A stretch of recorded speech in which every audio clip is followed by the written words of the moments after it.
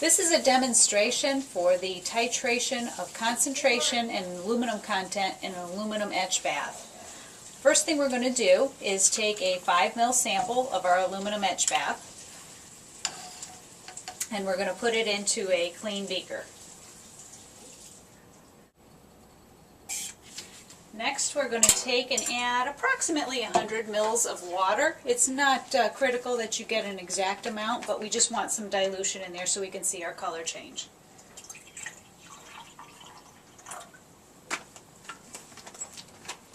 Then we're going to add 6 to 8 drops of phenolphthalein indicator, and our solution is going to turn a nice bright pink color.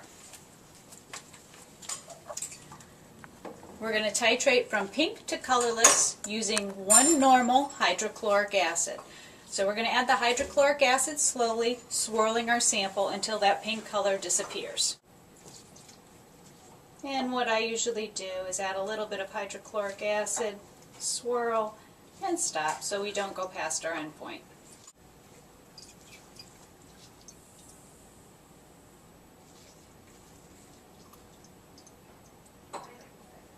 And just another drop or so, and we'll see that our pink color disappeared.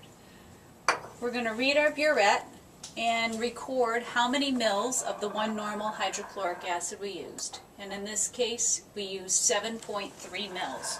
So I'm going to just jot that down so we have it for when we're finished with our next titration.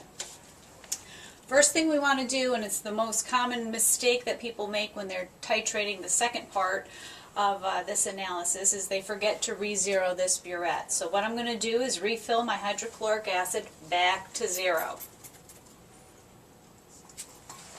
Then I'm going to add 10 mils of a 10% potassium fluoride solution.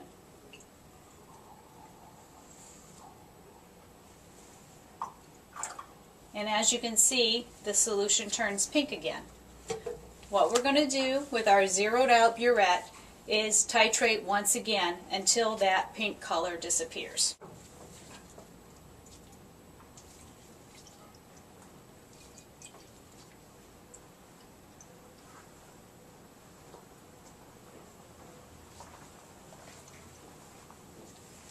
And as you can see in this case, we used 1.5 mils of hydrochloric acid.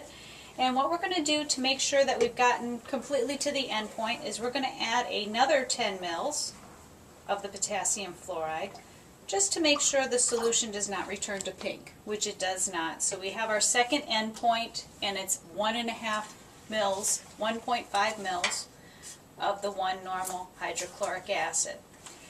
So our first end point was 7.3 mils. We're going to multiply that by 1.1, and that will equal our ounces per gallon concentration of etch.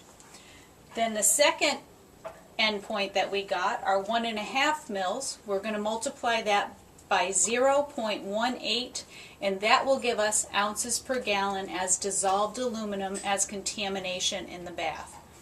As your etch bath ages and as the aluminum content builds, most facilities find it easier to keep the same activity level by increasing concentration as the aluminum content builds.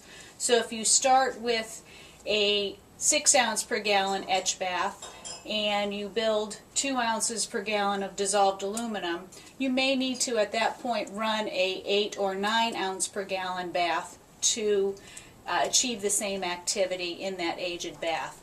And the instructions for all of this can be found on the technical data sheet for all of Heat Bath's aluminum etchant products.